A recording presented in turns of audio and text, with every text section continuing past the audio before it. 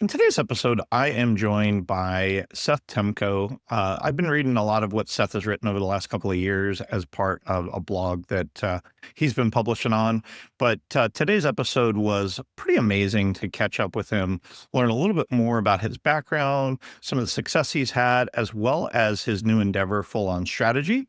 He is helping restaurants and technology companies to continue to make meaningful changes within the industry.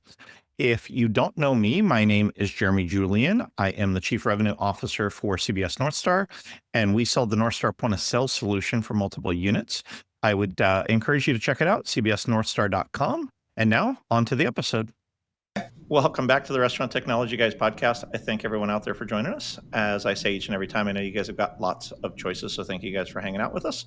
Today, we are joined by a face and a voice that has been around the space for a while, but he's doing some different things. And Seth and I got a chance to catch up just before we hit record, and I'm excited for him to share a lot of what he's been doing recently. But before we jump into that, Seth, why don't you introduce yourself to our listeners, and then we can talk a little bit about your newest venture and why you felt called to do the things that you're doing most recently. Sure. Thank you so much for being on the show, and I really appreciate the time and enjoyed the conversation pre-show. My background I've been in hospitality tech in and out for 25 years. So I guess I would say I have a passion for it because every time I leave, I miss it and I come back. And to all of the guests in the past, you know what? There's going to be some really multi-million dollar consultancy that's going to some therapist that's going to come out about restaurant people that can't get out of the restaurant tech space because there's so many of us. Sorry, I'll let you keep going. No, it's fine. So all the way back to Web 1.0 days, I worked with a startup in San Francisco in the Go days before SaaS, where you had to have your own tech stacks and servers. And I was head of product management for restaurant tech products, but also other verticals, as well as a multi-vertical solutions that we have: video over the internet, wireless, electronic free pours, centralized coordination for labor and scheduling way before its days. We were absolutely right with the technology and absolutely wrong with the timing. I've been there too. After 28 years in the space, I was trying to explain to my kids how some of the stuff came about. They're like, they used to be connected via these kind of cables. I'm like, yeah, just leave me alone. Yeah. Be nice to me. And I will share that one of those little oops at the time was there was this little startup that came across, and the VCs behind us said, "Hey, these guys are for sale. Are you interested?" And we looked at their model and we're like, we don't like their business model. No, let's pass on that. That company is called OpenTable. Yeah. So I never thought it would work, quite frankly. I never thought that restaurants would spend the money on table reservations, and now look at where they're at, right? yeah, just a monster beast. Obviously, we didn't understand a model that was going to work, and of course, that worked out really well. And from there, I was CTO and in charge of engineering for materials for liquor pouring control devices, free pour, and we were really advanced and early in the technology. So when the first iPhones were coming out, we were taking the accelerometers and that used to make that functionality work, which was completely groundbreaking and completely novel. And we were putting it in free pour liquor spouts to know pouring and angle and how long and timing and all that. And that was a space where we were involved with hotels, casinos, resorts, really big properties, $1 million plus bars that we were in. So Cosmo, Treasure Island, MGM, Mohegan Sun, big names. And then the Great Recession hit. There was no CapEx spending in the hotel.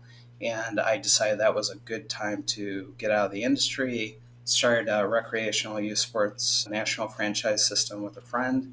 And then I had the opportunity to come back in the industry to work for Christopher Siebes, who he and I had gotten to know each other back in the earlier days, and he needed a head of marketing, and I went to work at what became Xenial. It was Heartland Commerce to begin.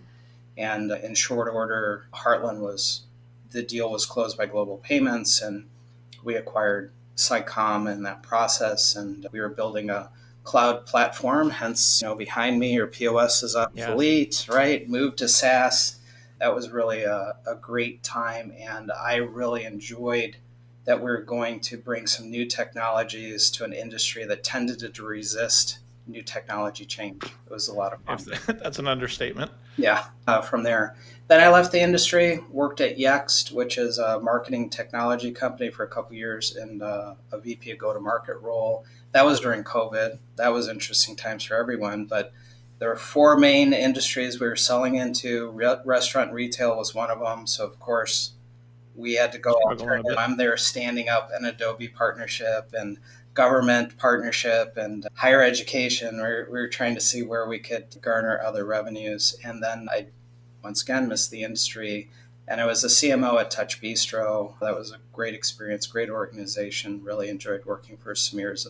And then I got recruited by PAR, and I became the first CMO at PAR Technology. And I wasn't there too long. I left, decided to make a change, really got God centered in what to do. And you're going to do your own thing. So we started full on strategy. There's a team of a dozen of us, and we really help restaurant tech companies. We also work with restaurant groups, and we work in really two key capacities. One is we do go to market evaluation and strategy work. So we do the kind of work that you would want to hire a McKinsey or a big company for, but we do it at a very affordable price. We analyze product positioning, people, accounts. We get to understand your revenue and financial forecasts. We assess your current program's technologies. We'll look at competitors. And then we craft a plan to help those companies meet their goals. That's really what we do. And we provide all the playbooks to do it: sales playbooks, marketing playbooks, product playbooks. Half the time we get invited to help implement and stand up some of those programs, because at that point they really believe in the strategy and they want speed to value. And so we help them. The other half of the time they have appropriate resources. And of course, we do a little bit of advising through that handoff period, and then they go and they execute on that. And then we also work to help with marketing and marketing augmentation. We've been working with restaurant groups to evaluate marketing programs there and help them, multi-unit locations. We have a number of partnerships, including Branded Hospitality, Results Through Strategy, Ink Tank. It's been a lot of fun. Yeah. And how long has the org been around? 2 years. We're going on 2 2 years? years next month. Yeah.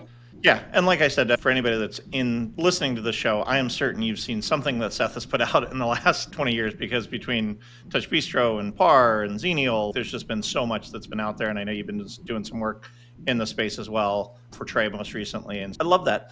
So Seth, help me understand why you think that why does the organization exist? Let's talk a little bit about the passion behind why you think it's so important that we need another consultancy to help people get to market. And again, I know prior to, but I'd love for our listeners to get a chance to hear your passion behind why you've seen both the success of the things that you're doing, as well as the failures and things that you think you're solving uniquely at your guys' firm.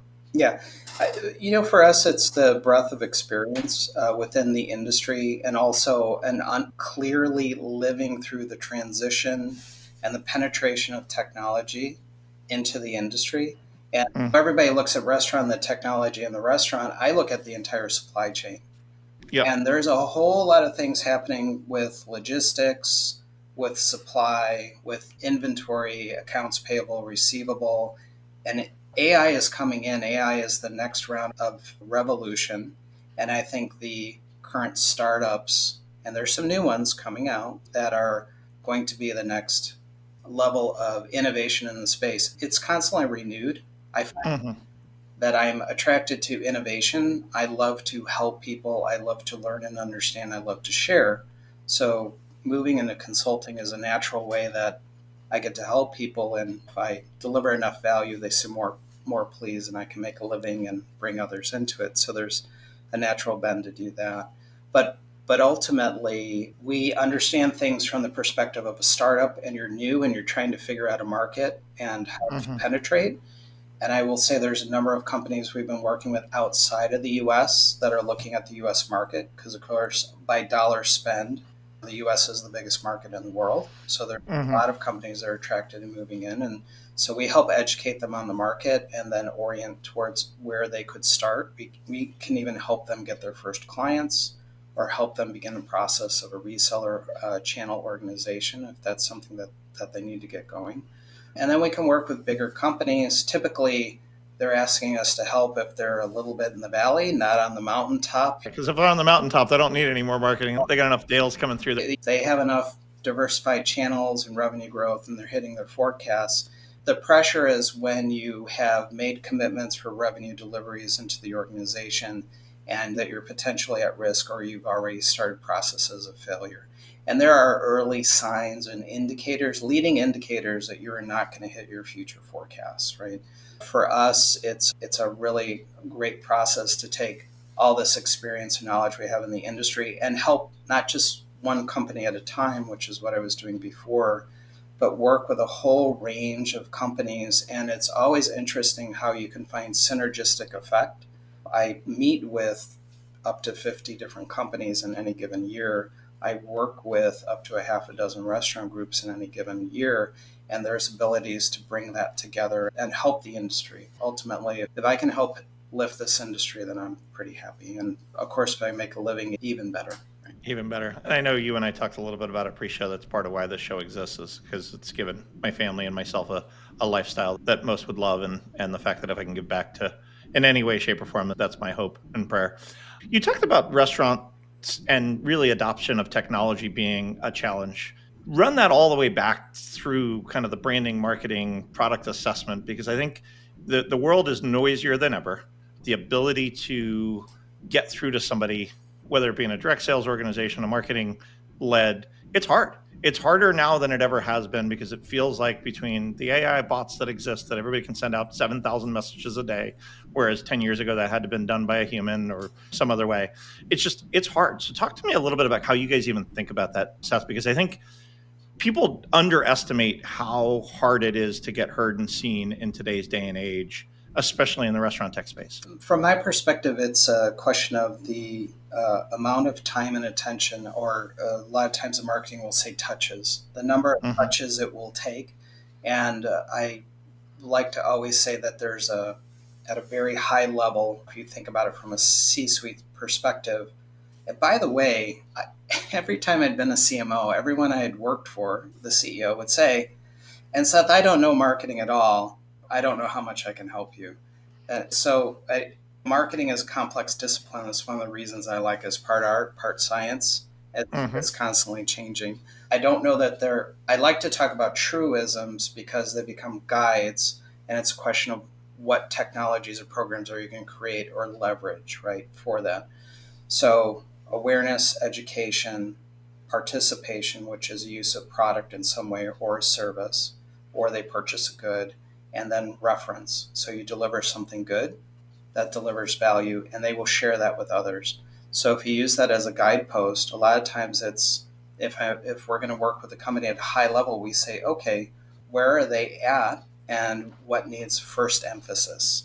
So a newer company typically will be awareness. Yep. But it could be an existing company that's been in the market for a while that has done some really innovative things that the market is not aware of. Yeah. So it's not a truism that because you've been established for 20 years as a company, That people know what you do, or know how you do it, or know why you do it, or any of those kind of things. right? Yeah, I love that. And then the education piece is like the differentiation. So you need to work on touches in marketing to build awareness. Then the next step is now you have their interest. Now, can you educate them before they even engage with your sales teams? And if you can get a little bit of education, you'll make that sales engagement far more productive. The time to understanding what you do, how you do it, and why you do it is oftentimes pre-sold. Because one of the things I try and remind our sales team often about, and I think it's interesting, and I'm sure you talk about this in your engagements, is most of the time your prospects know as much about you as your salespeople do when you engage with them, because they've done lots of research. They've talked to their friends in the industry. They've talked to other people that are using your products sometimes.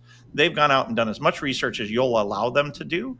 And without understanding that, you may look like a fool to that prospect if you don't comprehend that oftentimes. And again, the easiest example is I go shop for a new car with my wife a while back, and it's like you go into the car lot and you know so much about that car because you've spent the last 6 months looking at it, and the guy that's on the car lot might have been there for 6 months or 60 days, and he knows less about that car because he's got 12 different ones that he's got to go for.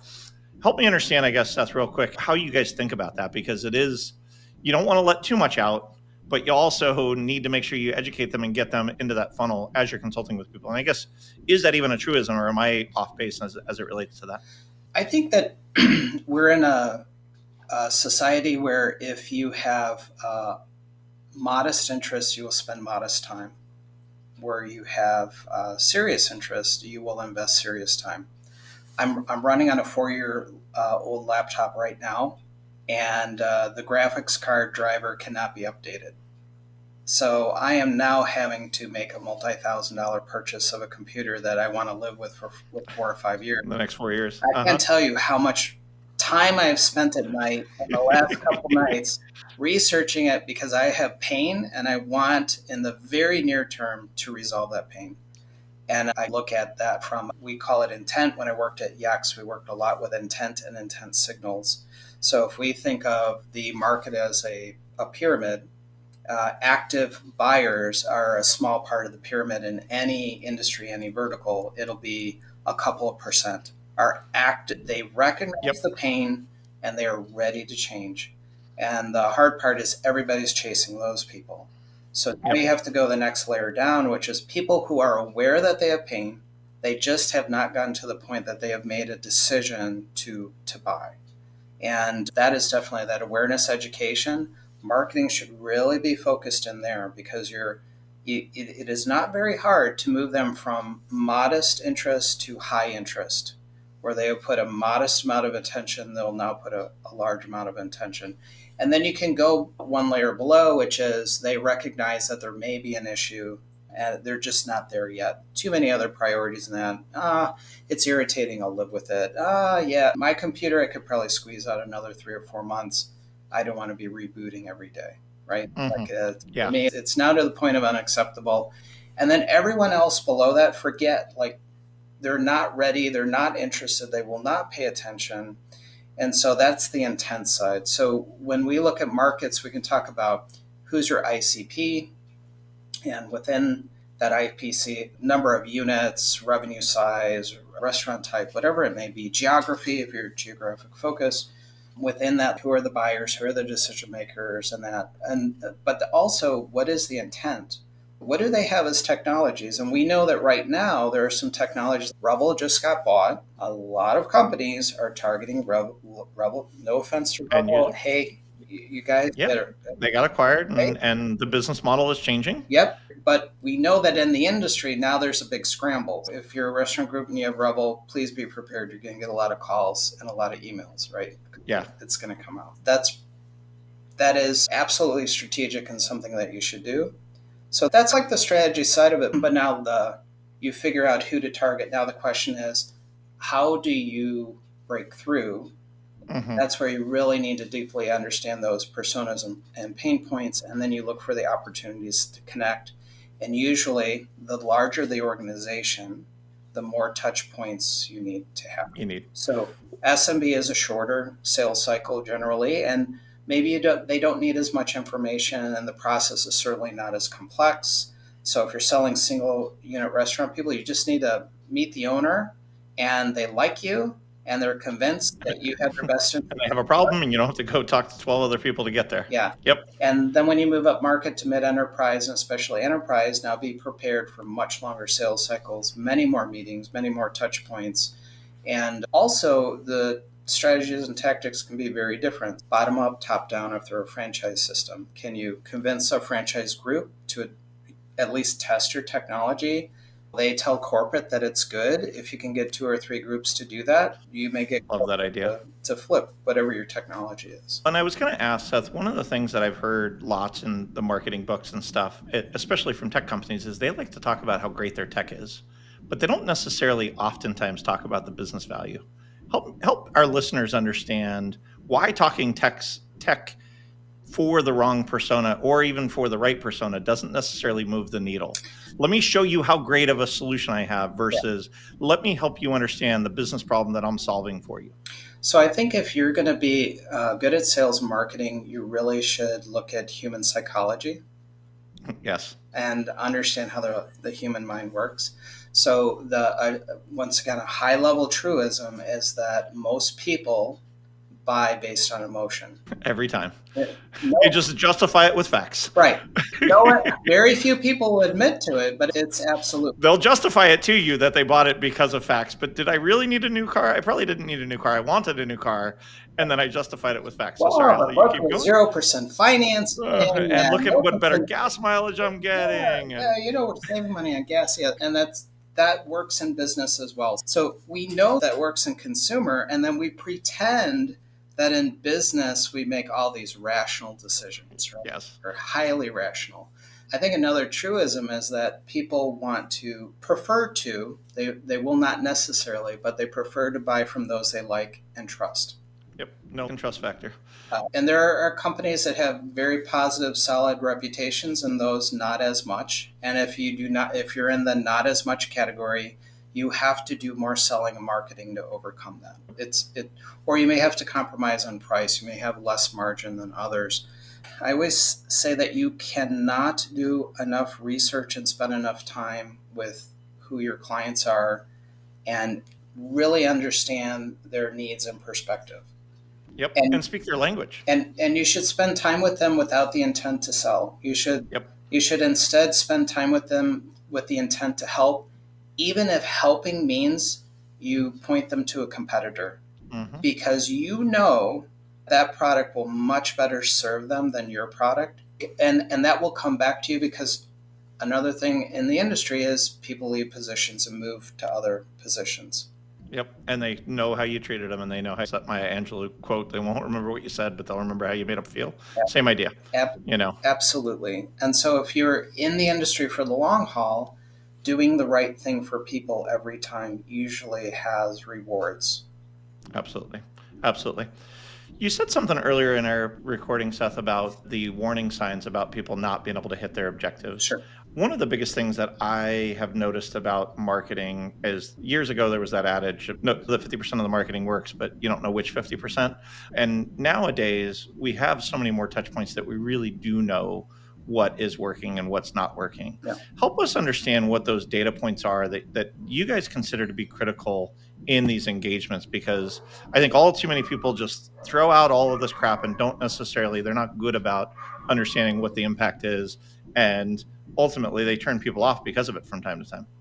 And now a word from one of our sponsors. Every restaurant operator understands the chaos of a restaurant kitchen during the meal rush. Restaurant Technologies Total Oil Management Solutions is an end-to-end automated oil management system that delivers, filters, monitors, and recycles your cooking oil, taking the dirtiest jobs out of your kitchen and letting your employees focus on more important tasks. Control the kitchen chaos with Restaurant Technologies and make your kitchen safer. No upfront cost. To learn more, check out rti-inc.com or call 888-796-4996. So the term commonly used is this term called attribution.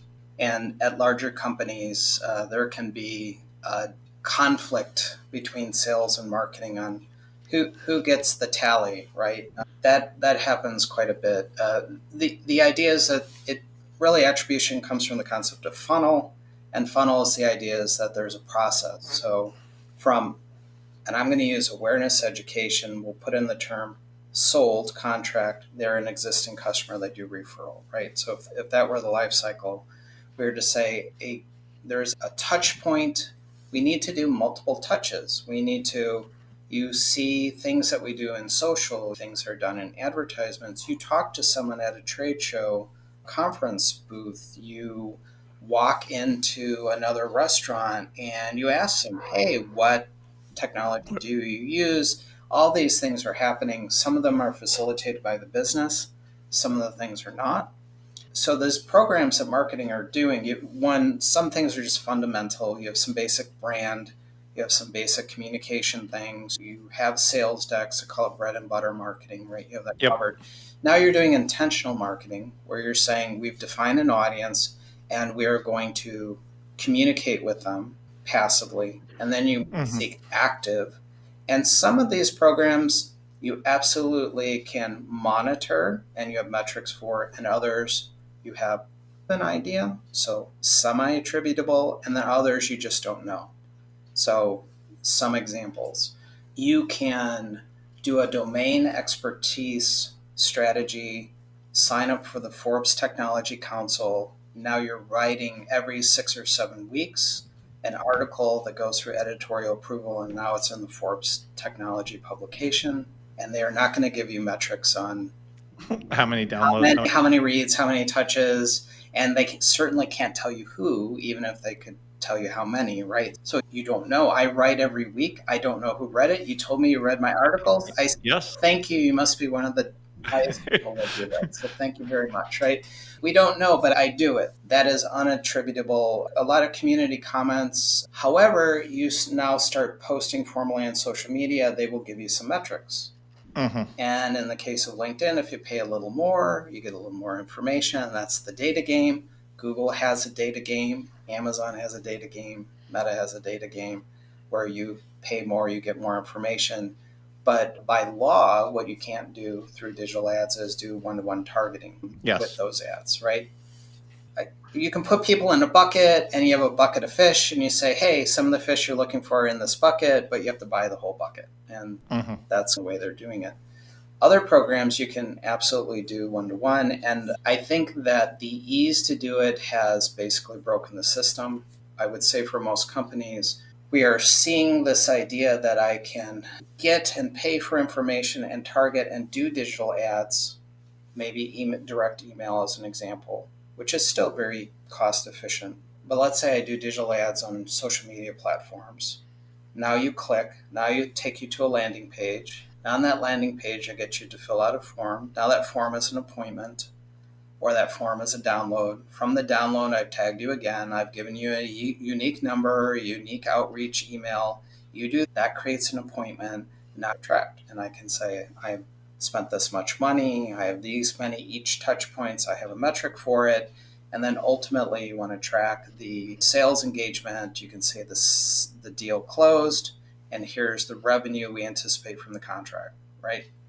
And that would be full one-to-one attribution, and then you can divvy it up and you can split it. At the end of the day, you can misalign marketing and sales pretty heavily, and you can make them compete for the not just the kudos, but the actual bonuses that occur at the end of the year based on these attribution models. So they have to Yep. be careful. So one of the things, like when I was at Touch Bistro, great marketing team, love them still. Their content strategy is amazing. The stuff they put out on the content side is remarkable. And again, I read it every time it comes out. So sorry, it really is. It's one of those things that I look at other brands and go, why are more people not doing this? And they have restohub.com, which it's even more and better content, and the content marketing, programmatic development, ads, everything just really well done.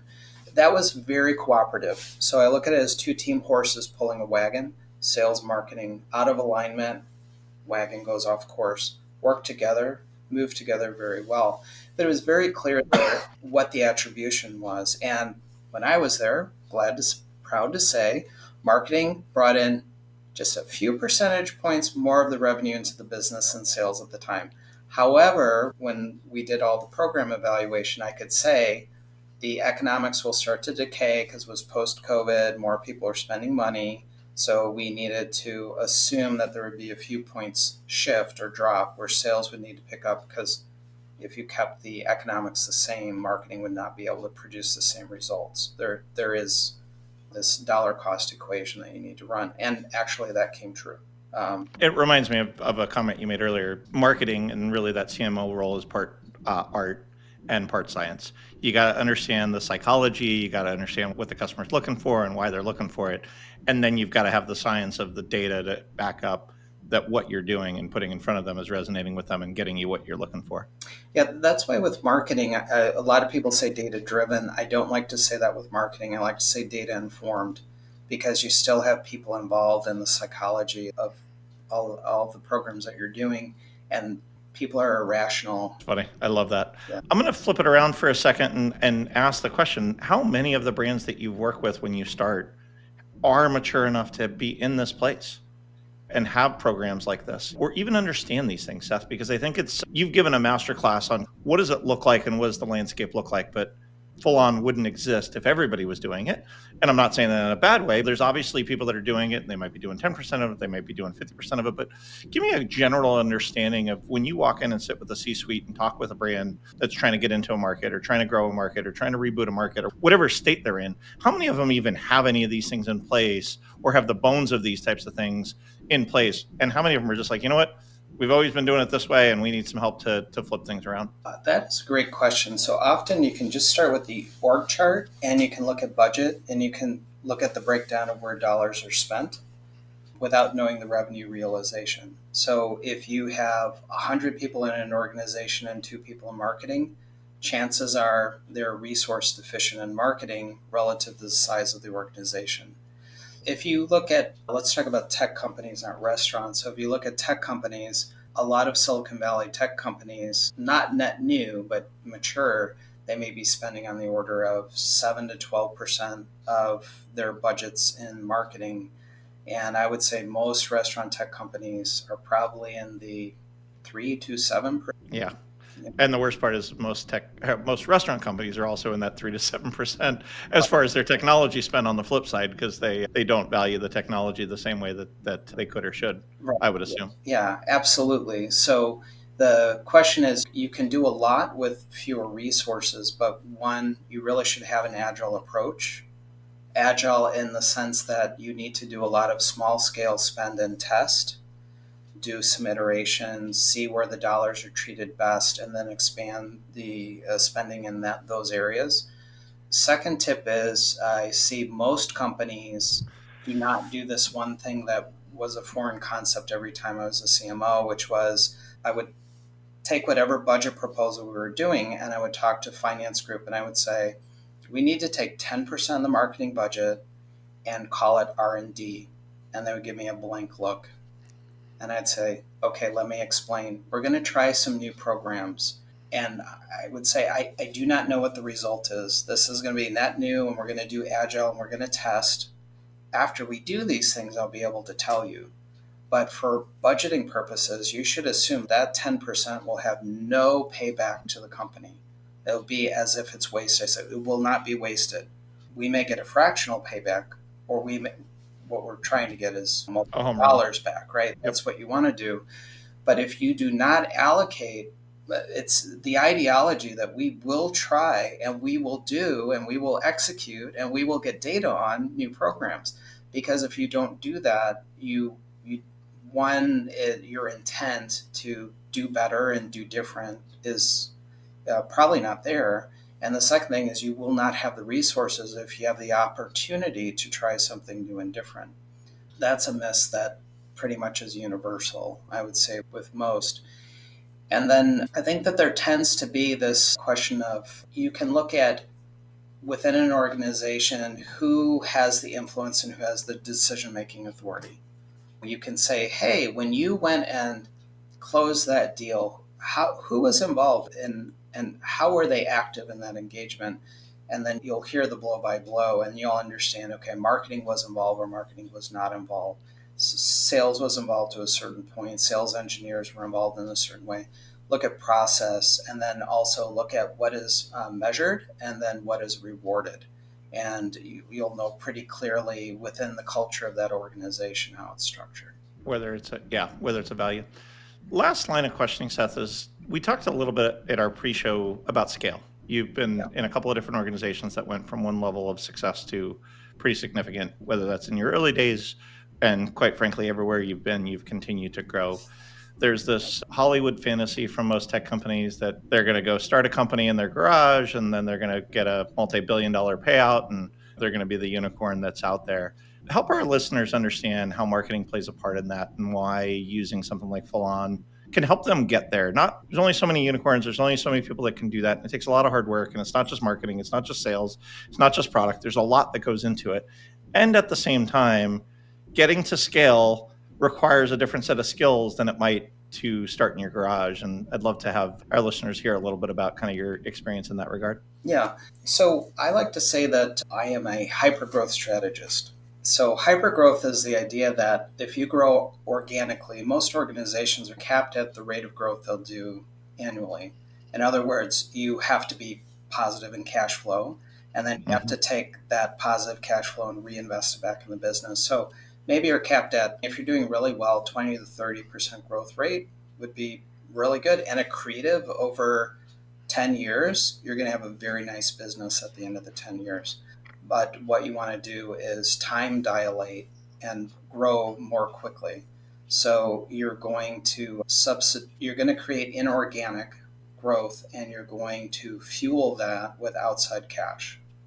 What you're trying to do is that hockey stick up and to the right, Hmm. and you're going to burn cash basically to be unprofitable through a period of time until you hit this projected forecasted. Exit velocity. Yeah, to do that. And the reality is the number of companies that do that is statistically very small. And to get to a billion in revenue is, I believe it's like 100 companies that do that in the SaaS world. Of course, once you break a billion, you just Yeah, you're continue well on because your way. you've figured out how to scale very large.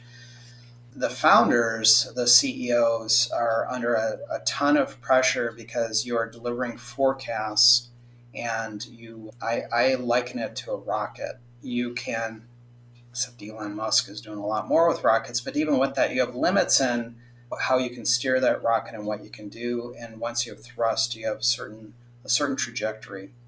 So what you want to do is examine and say, are there early signs that you are not going to meet that forecast? Hmm. So early signs in sales would be, and you can look at the sales behavior, which is tandem with the finance group. We've created this forecast, and now we're going to maniacally track in the CRM system, and we're going to have sales enter all of these percentages and stages, and we're going to look at it and evaluate it. But what you start doing is pull forwards. To meet my numbers this month or this quarter, let's discount. Let's Yeah. do a delayed, we're going to sign the contract but delay the billing. We're going to sweeten the deal by ancillary services or products that effectively will give away free, which is really reducing the overall contract value. And we do these things and say, we'll make up the gap next quarter Yeah. and next month, which basically is a deficiency hole. So you got to backfill the hole, and then you have to continue the growth that you have projected. And good organizations, one, have the metrics to track that. They're honest about it. So it's not a lot of cover CYA and Uh-huh. move the ball forward and, well, I'll work there a year and get fired, and then I'll work somewhere else and get fired after a year. And no, it's this idea we're going to be honest and realistic with each other. And then we're going to understand why we're not able to meet the forecasts, to work on a plan to meet forecasts or to revise forecasts. And what I would say is it's much better for organizations to do that sooner than later because you're on a cash countdown clock. Yeah, you're on a burn cycle at some point, and I'm sure that you're not the most popular guy in the executive meetings when you come in and say, "Well, it's a product problem, it's a sales problem, it's a billing problem," because to your point, you're shining a light. It could be a marketing problem just the same, but you're oftentimes shining a light on where the actual nature of the problem is, and that probably creates some tension in the boardroom when you're having these meetings. It's usually four areas you're looking at: sales, marketing, product, and service. Yeah, every time. And we've been doing this. You and I have been got enough gray hairs in my goatee here that we know that know where it goes.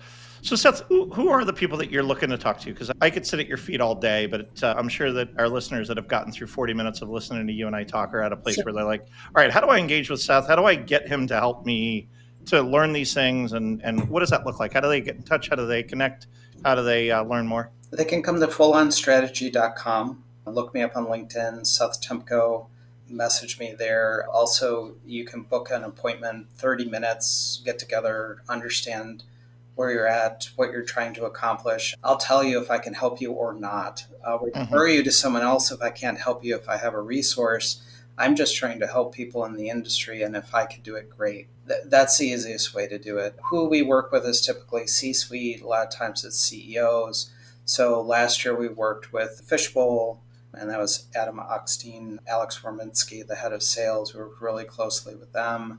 We worked with Trey on a GTM assessment. We're now doing their marketing execution for them. It's Trey, 7 years in the market. It's the first time they've had a marketing group, and they're Hmm. very happy to have marketing support in the business. So it's a lot of fun working with them on that. We've also been working with Voicify, which is voice AI, and they're a little bit earlier stage, but I actually have known them since my days at Yext. Oh, wow. I didn't realize they'd been around so long. Yeah, Clearly, they didn't have enough marketing power out there that being in the space as well, as long as they have, I didn't even know that they were there. yeah. We're working with restaurantdata.com. We're also working with some restaurant groups like Zaza, Keeping Comfort in that way. And in that case, it's a lot of filling the gaps of the technology. You're going to implement a loyalty technology, but you've never done a loyalty program. Yeah, you Certainly. don't understand it. You got to get the pieces connected and all of that. And oftentimes brands look to the vendors and say, this is your problem. And ultimately, it fails that way too often. Yeah, for doing that. What we can do is we can do go to market assessments of really understanding where the business is at from a realistic viewpoint and the goals of the company. And then we have realistic executable plans with playbooks of all the sales, marketing, and product programs that can be implemented. And then half the time they'll say, can you help us do this? Is the Hmm. value. A lot of times organizations are just maxed out. Yeah, they've all got a full-time job and they're trying to throw more on top of their pile, Yeah. and they don't have the expertise, and or they haven't done it, so it takes them twice as long as it would somebody on your team to do, because this is their first time and they're learning from scratch. Yeah, and this might be our eighth time Yeah. standing up a program. So we can do it really quickly and then we can do a handoff because maintenance of programs is always easier than initiation and optimization, the first two stages of it. So we do that with others. Well, Seth, I am still trying to figure out how 25 years in the industry, you and I haven't connected in person and or even digitally until today, other than me reading your articles every week. So thank you for sharing your wisdom. Thank you for sharing even why you do what you do, because at the end of the day, I personally love this industry. You do as well, and I love Yeah. to see people thrive as it relates. For those listeners out there, guys, please reach out to Seth. Get on his LinkedIn at a minimum, because he posts amazing stuff all the time.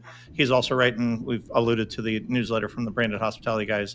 They've got a Saturday newsletter that goes out every week that he's been a regular contributor to, and he's got some really great wisdom as it relates to that. Thank you so much. I appreciate you. Awesome. And to our listeners, guys, make it a great day.